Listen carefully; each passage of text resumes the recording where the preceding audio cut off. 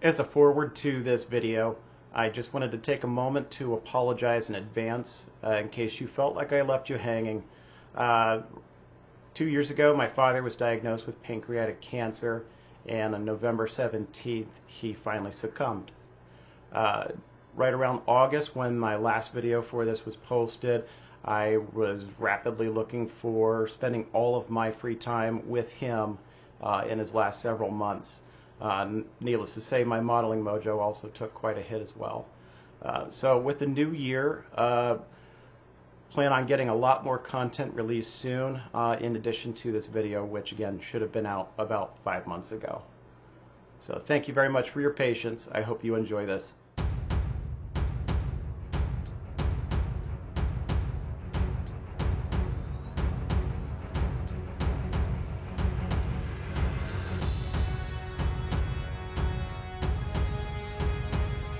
Welcome to Patrick's Scale Studio. My name is Patrick, and I'll be your host. So in continuing on with USS Fletcher, DD-445, last time we got our measure 12 put down, and since then I have gloss coated it. And I was just getting all nice and prepared for a big decaling session on the deck and the hull numbers and the ship's name and whatnot. And then I discovered some imperfections in the clear coat and the paint. And usually I only discover those after it's too late. So luckily I was able to get them right now. Just go out and say, never underestimate the power of pet's love through hair. I found some here, and back here. And so as soon as I saw those, I got out a 2000 grit sanding sponge by Tamiya and sanded them out, got the hairs pulled. So I'm going to have to do a little bit of touch up with some more XF24 and then another clear coat here to help those decals go down. There's been a lot of discussion the last several years about whether or not clear coats are needed for decals. Sometimes I use a clear coat and sometimes I don't. Happening to have some experience with Trumpeter's decals, they're so super thin and they snuggle down almost immediately. For me, it's been helpful to have a clear coat. So I'm going to go ahead and get those spots touched up, put the clear coat down. It's going to have to sit and cure again for another 24 hours, and then we'll have a look at the decals. So be right back after we get this all touched up. Okay, I got my touch-ups fixed here. These spots right here were the rough spots. There's another one down here. So I got those all sanded out and recoated in the gray and the clear. And again, it just has to sit and cure for a little bit before I can start attacking that finish with decals. Yeah, just wanted to point out that we had gotten that cleaned up. And when you live in a house with animals, there is just no telling where the odd hair can show up in a paint job, despite how well you think you had it masked off or cleaned up. And with that, I will showcase this particular gadget here I got off of Amazon a while ago, and it's got 3 speeds, and it's been super handy for turning on and brushing off the area where I'm about to go and lay down some paint with an airbrush or a spray can. It's just really good at making sure I get all that dust, sanding dust, regular dust, hairs, all kinds of debris off of the surface before I paint. So this has been super handy. Next, I wanted to talk about decals, though. As you can see, I've got 2 different kits here's worth of decals. So half of this is going away because the particular time that I'm modeling Fletcher in, she had this solid black walkways. This right here would be later on after measure 12 was eliminated. Just this kind of segmented walkways. So we're going to use a solid. So I just about cut this whole thing in half right here, except for one guy right here. And then none of these numbers are really useful for me because, again, at the time I'm modeling Fletcher, they didn't have shadowed numbers. So enter the other kit's decals here. It has the shadowed numbers and just the regular plain white numbers, which are definitely more applicable to Fletcher. As you can see, this is from a Gato class submarine by Atlantis Models, and I happen to have two in the stash, so I'm just going to raid those for the 4s. There's enough 4s and 5s to do whole numbers front and back on both sides. So go ahead and touch base here when I get some of this stuff laid down. Okay, so we have got Fletcher all nice and glossy clear coated in the parts that matter. Obviously I didn't worry about these parts right here, which you can see are very dull because of superstructure and you know, part of the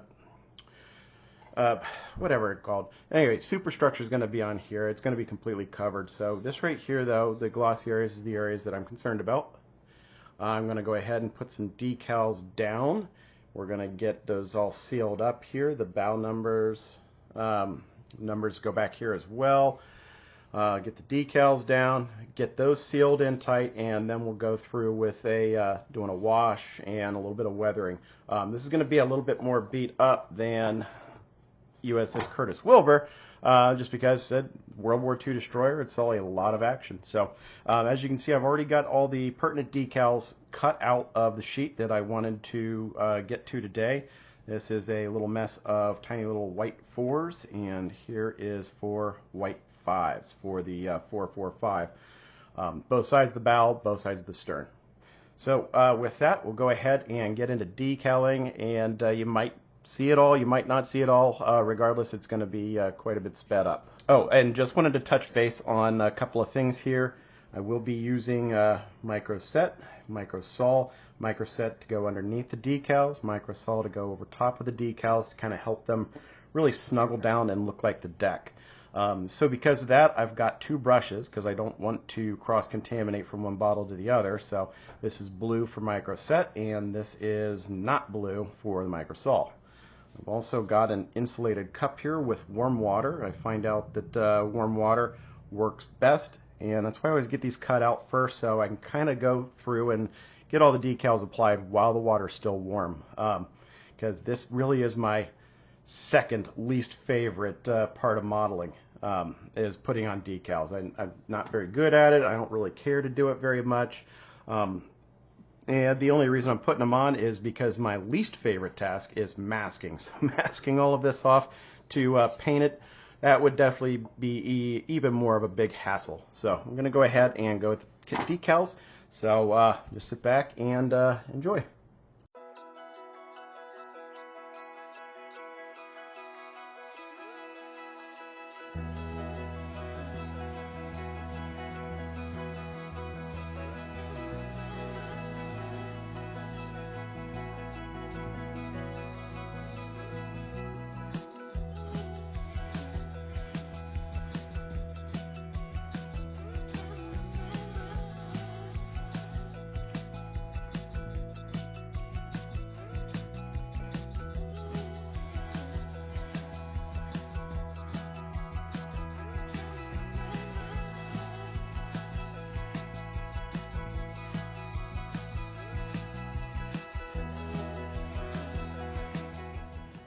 Okay, so that is one decal in place, and as you can see, it moved around a lot. So I'm gonna have to let this dry. This is gonna be a prolonged process, so I am actually not going to film any more decaling, but you kind of get the idea here of my process of decaling them. It's just the gloss is going to help eliminate the silvering, but also the gloss really makes that guy slide around quite a bit. And so I'm going to have to let the micro-set, I'm going to have to let it air out and this get dried up and everything like that for that to really snuggle down. And then proceed with the other decals because they all meet up and they all connect to one another all the way down the deck of the ship. So this is going to take a while. But I will bring you back here as soon as we're all finished up and everything looks good. Okay, so decals are on. As you can see, I've got the correct 445 here without the shadowing on the stern and the bow. And then we got all of these lovely deck decals put down as well, like anti-skid walkways. Sorry about the glare. It's just because of the very glossy finish. A quick word about these decals if you're doing this ship is they are super thin, and I mean really, really thin. And in these great big long strips like this, they were a hassle to get down. The trumpeter decals, being as thin as they are, that's a great thing in that they really snuggle down, and you know, it looks like part of the paint job after it's done. But they were a bear to work with, especially some of these right here where it had multiple cross pieces right there. Just getting them, like this one here also, just getting them to lay down perfectly was really, really difficult. They have a tendency to fold back on themselves a little bit. So if you are going to be doing this ship and putting these decals down, I recommend absolutely having a glossy finish and a lot of water ready to go. Because you're going to have to use a paintbrush or a toothpick or something like that to get them to move around in order to get them in the proper spot and location where they need to be on your deck. And that was definitely a big chore. So my next step here is going to be, I'm going to put some weathering onto this hole right here. After I get this weathered up, then I can secure it down with the pedestals and everything like that and get this in place so it is good to go in its final spot, and then work on getting the rest of this fitted out. Now what I'm going to do here, there's been a lot of talk about this kind of being overdone. That's okay with me. I'm actually going to lean into it. I'm going to put down a panel line wash, and then I'm going to go over top of this with a semi-gloss clear coat. And then I'm going to put down some oils to show a little bit of a salt water streaking, a little bit of rust in certain areas like that, just to show that this destroyer has been to war. So that's what we're going to do next here. We're going to start with the panel line wash. Just use a black Tamiya panel line wash to go over everything right here and to kind of help bring out the features a little bit. Like I said, I don't mind that this is just a touch overdone. If it is in fact overdone, it just brings a little bit of visual interest to the side of the hull right there. We're going to do it on both sides, so we'll be back here when we're ready to go with that. Okay. Okay, so I'm going to use Tamiya's panel line accent color black. I'm going with black because this is already so dark. And simply, like I said, gonna lean into the overdone detail.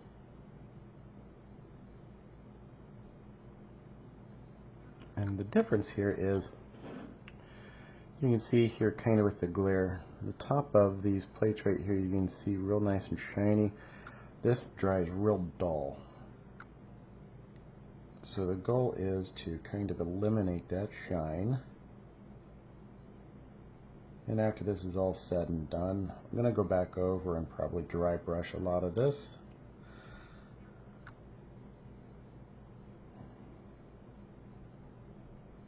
Just to kind of show it off.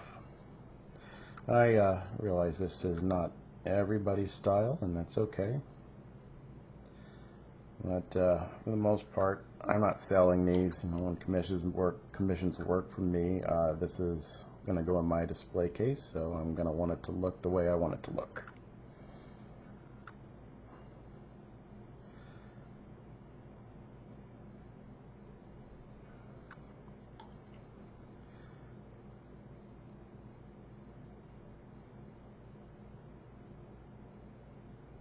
Alright, so I'm not going to bore you with getting the rest of this done. I'm going to go ahead and do it off camera. We'll come back and show you before we start wiping it off. Okay, so this is what it looks like now that all of the panel liner has dried up, and it's an enamel panel liner. So what you've got to use in order to kind of get this brushed back and cleaned up is some mineral spirits, odorless or any kind of enamel thinner. I use odorless mineral spirits though, and a very soft brush. I usually barely wet it down. Sorry, my arm's in the way. I'm getting the excess off of my brush. And I'm going to go to a paper towel, and I'm going to get rid of more of that odorless. I just want this to barely be dry, and I mean barely dry. And I'm going to start with the that hole plating detail here. I'm just going to brush perpendicular to how that runs. And in these darker spots, you're going to notice you might have to let it dry a little bit to see if there's still some there. But now I've got a very slight black panel line right there where it kind of just fell into the intersection between this raised plating area and the rest of the hole. I'll go back here and show you again. There's more blue there. Here, let's try over here.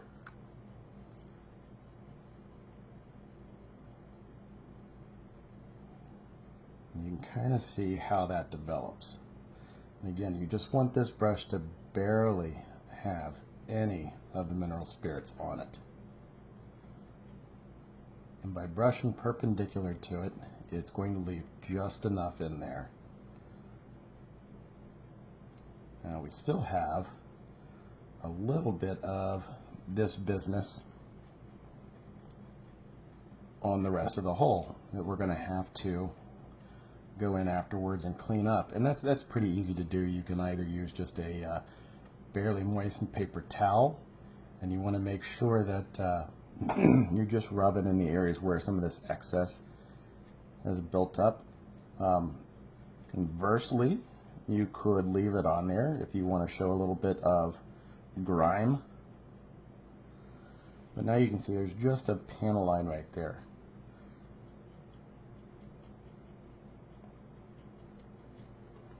A lot of times I just use cotton swabs, commonly called Q-tips in the United States.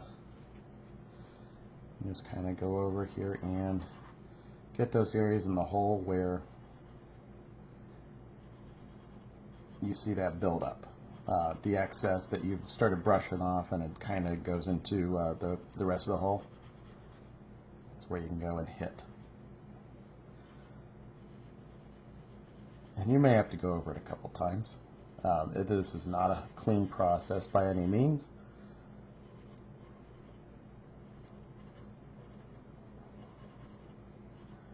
But it gives you that right there. So I'm going to go ahead and finish off the rest of the hole plating and the panel lines here, and then we will start to work on these little riveted plate areas right here.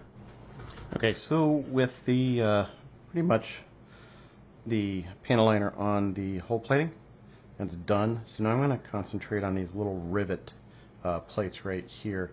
I've already tested a couple out just to make sure that it's turning out the way I like it. And pretty much all I'm doing is barely getting a piece of paper towel moistened with some odorless thinner spirits and just kind of rubbing over it. Nice thing about this also is it helps clean up any other additional excess panel liner that is just hanging out on there that I don't want to show up. So I'm going to go ahead and just get again a little cotton swab here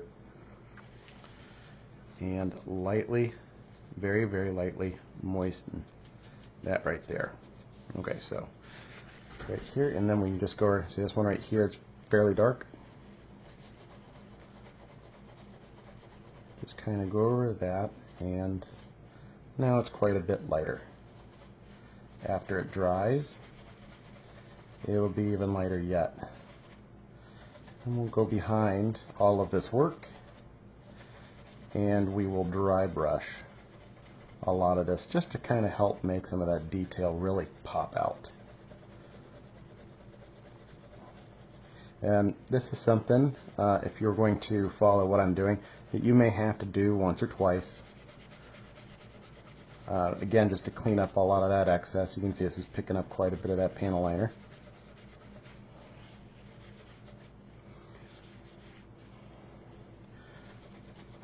But one thing that I don't want is a very stark contrast on those rivet details right now. I just want it to be kind of subdued. Again, you know, it's been said that this plating and the rivet detail were a little bit overdone. I get it. I don't mind calling attention to it to help bring a little bit of interest to the side of this hull, but I don't want it to be so eye-catching.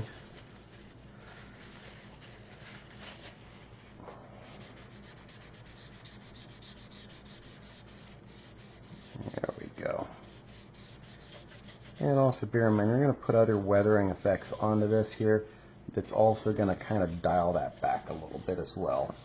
Again, like the salt water washes and things like that. But there we go.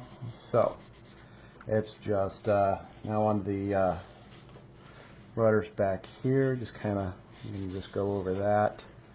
Anywhere else where we've got excess wash that we want to get cleaned up. Could even use a brush here. Go ahead and get all that excess off.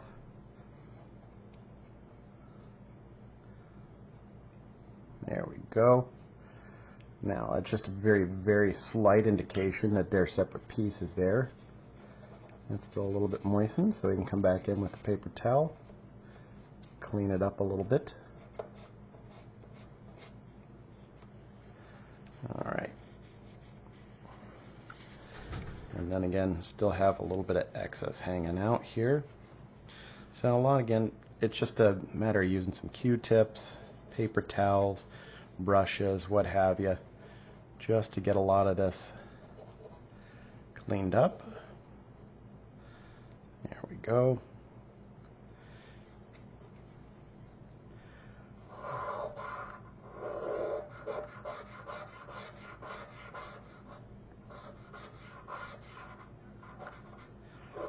And drying it up, starting with a fresh Q-tip sometimes really helps. When you just know that you're kind of just really smearing it around, that's usually the best indication that it's time to start with a fresh cotton swab Q-tip, whatever you're going to call it.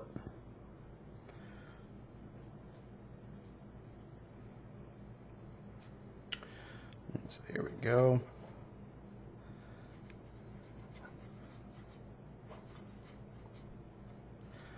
Alright, so for the most part, we've got it all nicely cleaned off, all the excess is off, and we just have some very nice little indicators of some detail and some panel lines that are happening right there. Looks like I have a little bit of blemish right there, but again, that could probably disappear as soon as I start putting some salt streaking and salt stains, maybe a little bit of rust here and there, and that'll tie it all together. So I just have to go ahead and do the other side of this now, the same way I did this, and then we'll move on to dry brushing some of this stuff.